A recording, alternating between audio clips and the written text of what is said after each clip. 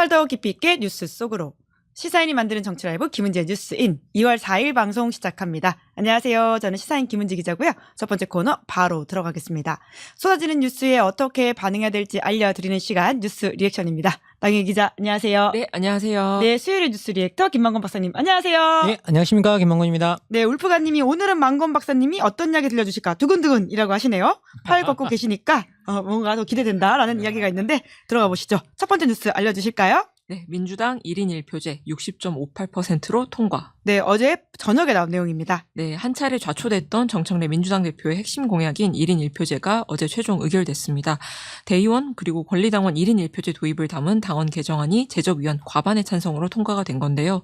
2일부터 3일까지 이틀 동안 진행된 투표에는 중앙위원 총 590명 중에 515명, 그러니까 87.29%가 참여를 했고 이 중 찬성 60.58%로 통과가 됐습니다.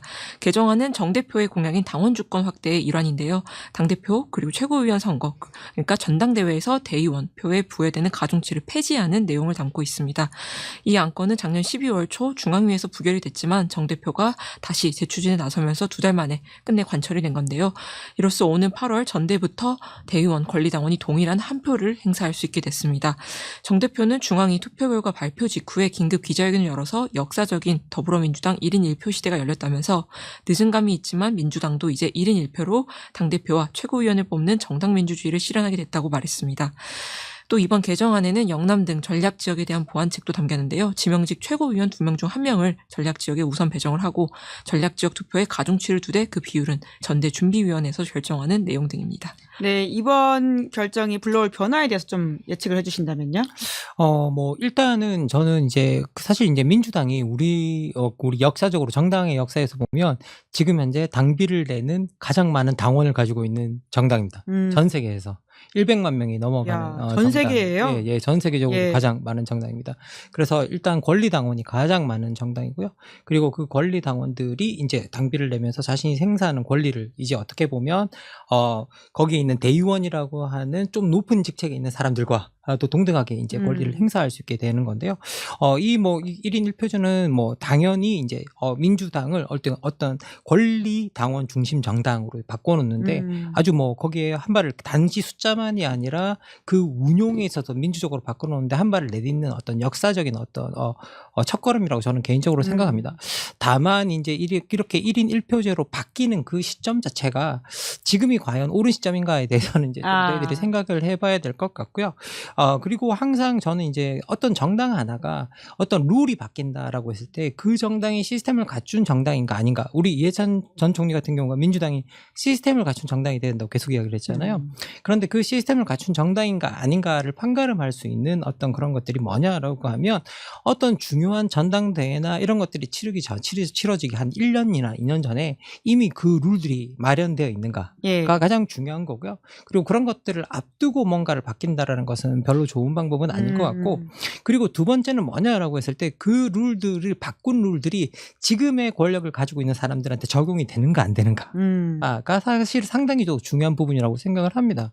이제 그래서 이제 그런 것들을 의심하시는 분들은 결국은 이 1인 1표제라는 것들이 권리 당원의 지지도가 높고 대의원들보다는 이제 권리 당원들의 지지도가 높은 어떤 정청래 대표에게 더 유리한 구조가 아니냐라고 이야기를 하고 있는 거죠. 근데 사실 이게 원칙적으로 봤을 때는 이 비율이 조정이 되긴 됐어야 된다고 저는 개인적으로 생각합니다. 왜냐하면 민주당 같은 경우에는 제가 알기로는 권리 당원과 대의원의 투표권의 비율이 20대 1이었습니다. 예, 그러면 대의원 같은 경우가 20배에 더 무거운 표를 들고 있다, 의미 있는 표를 들고 있다라는 건데요. 이런 것들이 반드시 1대 1이어야 하느냐라고 질문을 한다면 거기에 대해서는 저희들이 질문해 볼 수 있을 것 같습니다. 이게 하지만 반드시 그 20대 1은 너무나 큰 격차였기 때문에 사람들이 어떻게 보면 거기에 있는 권리 당원들이 인정할 수 있는 수준으로 이제 조정하는 것들은 반드시 저는 필요했다고 생각을 합니다. 그래서 그 과정을 가는데 언제나 저는 말씀드리지만 정치는 무엇이 바뀔 때 그 타이밍이 어떤 타이밍이냐 라는 것들이 제일 중요하다. 그 순간이 어떤 순간에 어떤 룰들이 바뀌는 가 중요하다. 왜 과거에는 그 순간에는 지지하지 않다가 왜 이 순간에는 지지하는가. 이제 이런 것들이 항상 문제가 되고요. 그리고 그런 룰들이 바뀌어서 누구에게 어떻게 적용되는가를 우리가 들여다봐야 되는데 그런 것들을 통해서 그런 것들이 정말 당을 민주적으로 이끌기 위한 것인지 당을 자기의 어떤 권력을 위한 추구 수단으로 삼기 위한 것인지를 알 수 있는데요. 제가 이제 뭐 다시 한번 말씀드리지만 아까 이해찬 총리 이야기를 한 김에 이해찬 총리가 정당이 망하는 건 항상 언제냐? 당을 이끄는 사람들이 정당을 자신의 소모품으로 생각하는 정도. 생각할 때 그런 거다. 그 정당이 망하게 된다라고 이야기를 합니다. 그래서 항상 정당은 당이 지도자의 소모품이 아닙니다. 당은 당 자체로 유지를 힘을 가지고 유지가 되어야 되고요. 그러려면 언제나 그 당은 어떤 지도자의 의지라기보다는 기존에 가지고 있는 룰과 원칙들과 규범으로 유지되어야 된다라는 생각입니다. 네, 와중에 이영태 님이 아주 멋진 말씀 같이 해주셨는데요. 5시는 시사인. 아, 예, 감사합니다. 예, 네. 맞죠. 예. 아까 두근두근이라고 말씀해 주셨는데 제가 너무 나쁜 농담이 떠올라오죠. 제 가슴은 새근새근한다고. 넘어가시죠. 자, 두 번째 키워드 넘어갈까요? 정청래 합당 전당원 여론조사 제안. 네, 민주당에서 계속 이슈가 많습니다. 네, 민주당 지도부가 오늘도 조국 혁신당과의 합당 문제를 놓고 또다시 공개 충돌했습니다. 정청래 대표는 합당 문제와 관련해서 전당원 여론조사를 제안했는데요.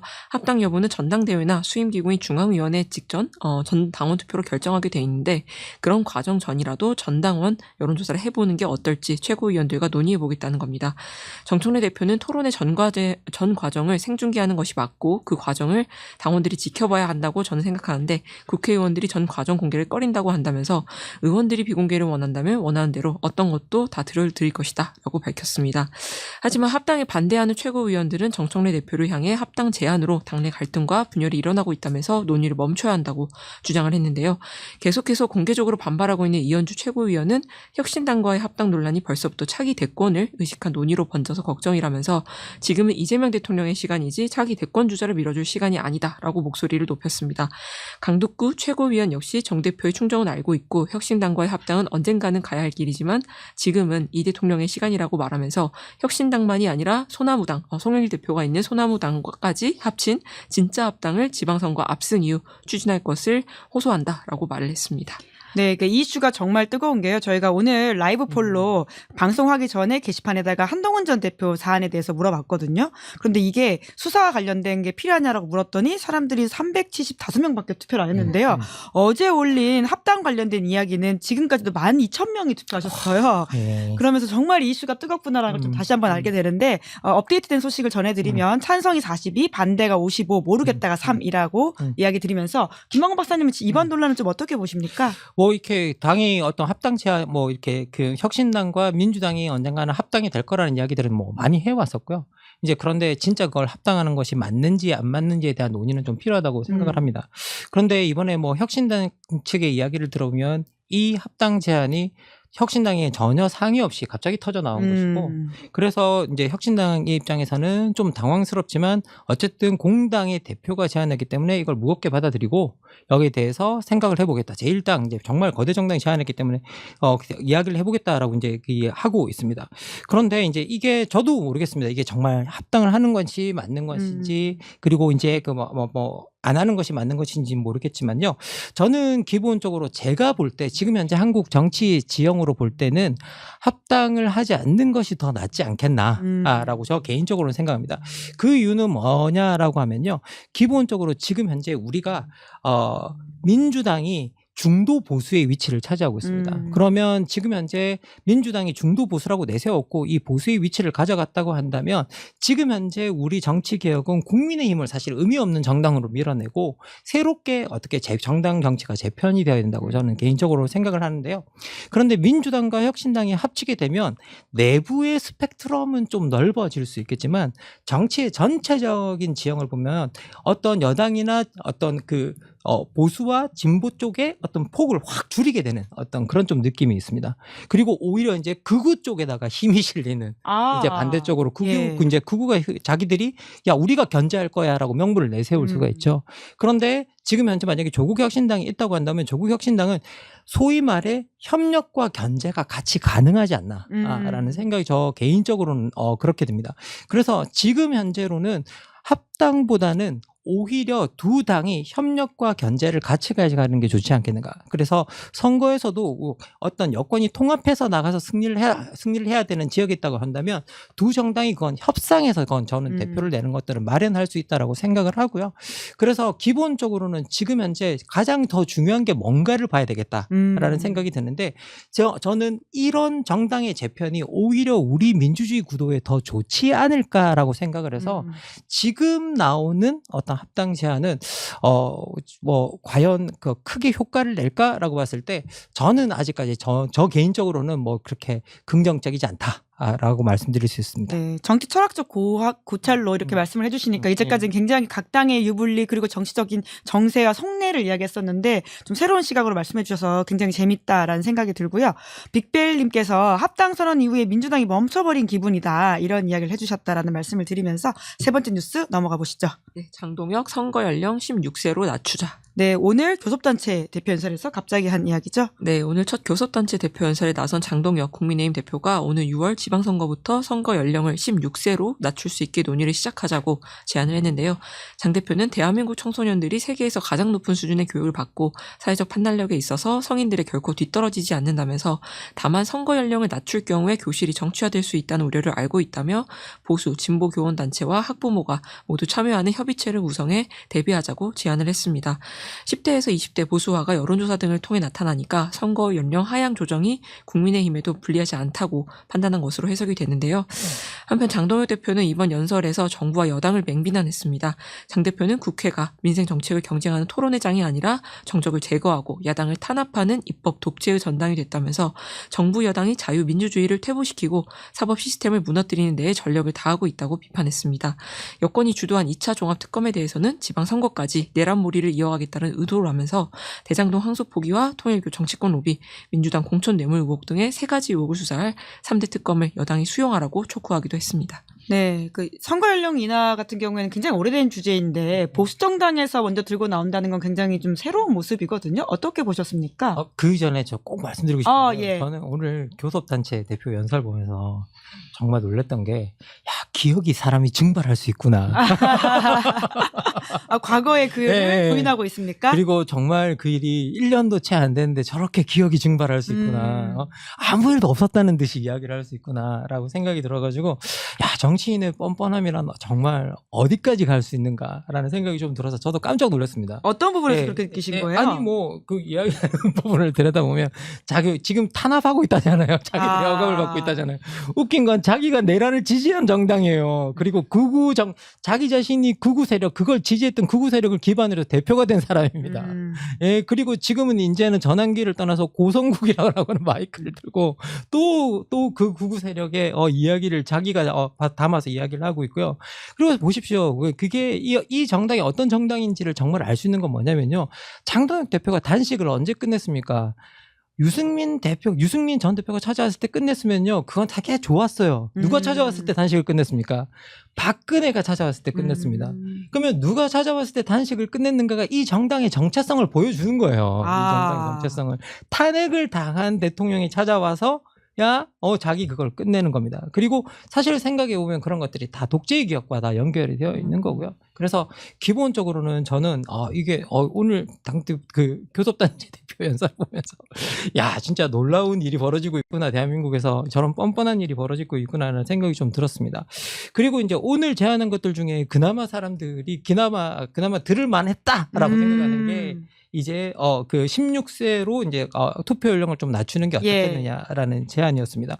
보수 정당이 사실 이런 제안을 하는 경우는 거의 없었죠. 과거에서 민주진영 쪽에서 이런 제안을 했을 때 기등으로 듣지 않았습니다. 예, 그런데 갑자기 이제 이런 제안을 왜 하게 되느냐? 우리가 거기에 봐야겠죠. 사실 전 세계적인 맥락으로 보면요.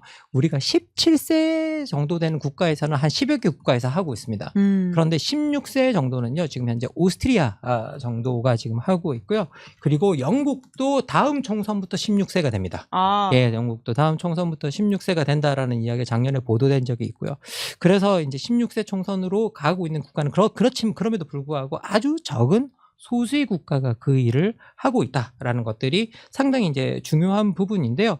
그런데 그러면 그래서 16세가 투표할 능력이 있느냐 없느냐에 대해서는 우리가 그런 것들을 따지기 전에 그러면 16세들이 투표할 만한 환경을 가지고 있는가라는 것들이 또 주목해야 될 부분입니다. 그리고 왜 갑자기 이 무렵에 뜬금없이 16세인가라는 이야기를 좀 해야겠죠.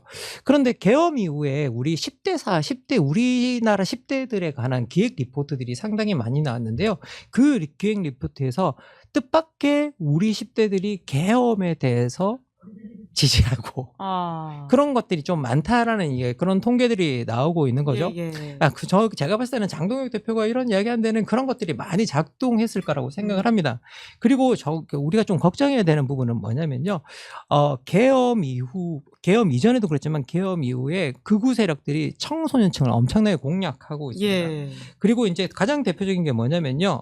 이 윤어게인을 지지하는 김진홍 목사가 이사장이고 전한길이 원장인 한국청년 지도자 아카데미 같은 것들이 이제 발족이 됐는데요. 사실 이게 그냥 윤어게인 주장하는 거고 젊은 친구들을 이렇게 극우 보수로 키우겠다라는 목표를 가지고 움직이는 그런 단체입니다. 그리고 더욱 심각한 문제는 뭐냐면요. 아쉽게 우리나라에 민주시민교육이라는 교육과정이 들어왔지만 이게 지금 현재 학교에서 실천이 되고 있지 않습니다. 제가 방송에서 몇 차례나 말씀드렸습니다.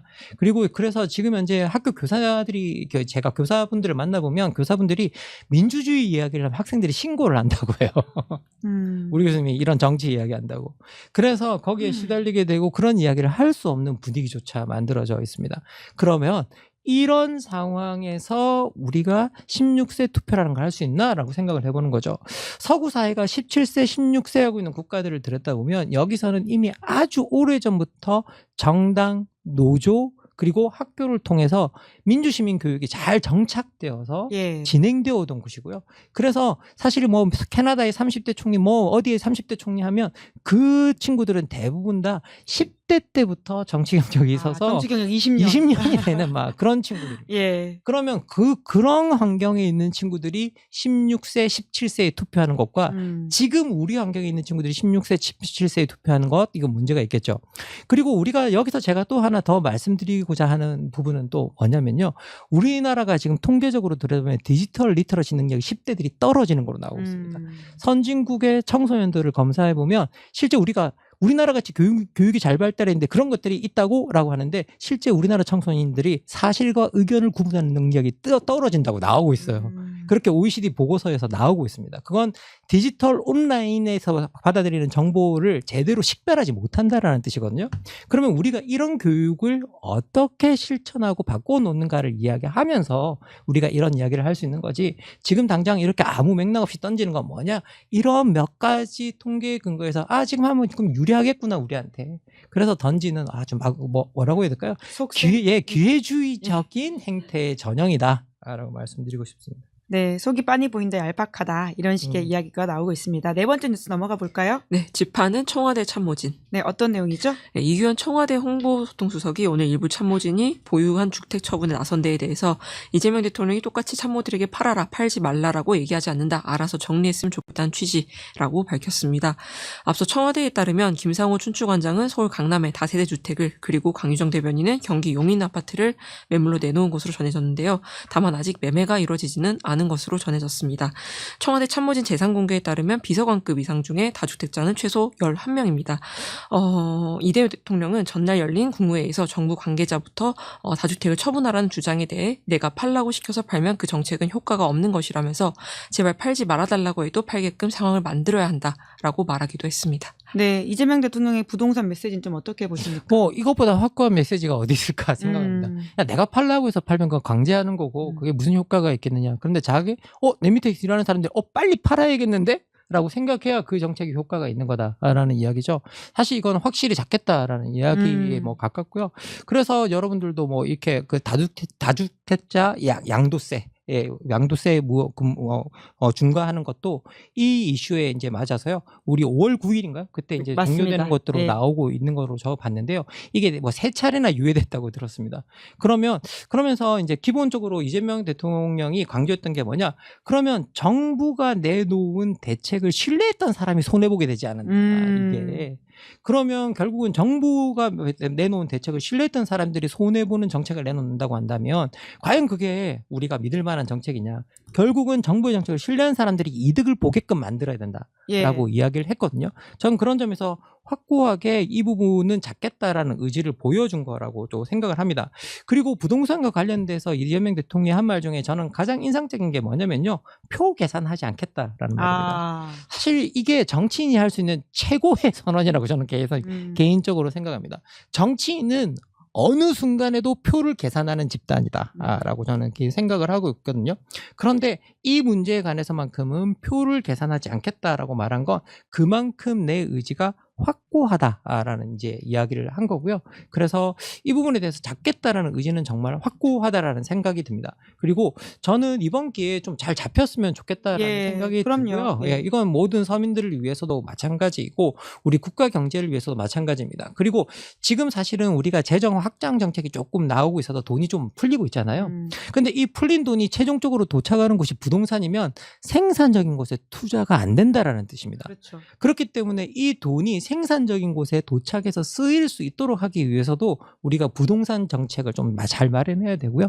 여기에 사람들이 부동산 값만 올라가는 것들이 아니라 실질적으로 그것들이 우리가 가지고 있는 돈을 실질적으로 좀 우리 사회에 이득이 되고 생산에 기여할 수 있는 곳에서 투자하는 방식으로 돌아갔으면 좋겠다라는 생각을 해봅니다. 네, 이번에는 꼭 되길 바라면서 오늘은 여기까지 하도록 하겠습니다. 두 분 수고 많으셨습니다. 고맙습니다. 예, 감사합니다. 네, 2월 4일 뉴스 리액션 여기까지 하고요. 저는 잠시 후에 이승훈, 최정곤 두 분과 함께 돌아오겠습니다. 기다리시는 동안 구독, 좋아요, 알림 설정 부탁드리겠습니다. 고맙습니다.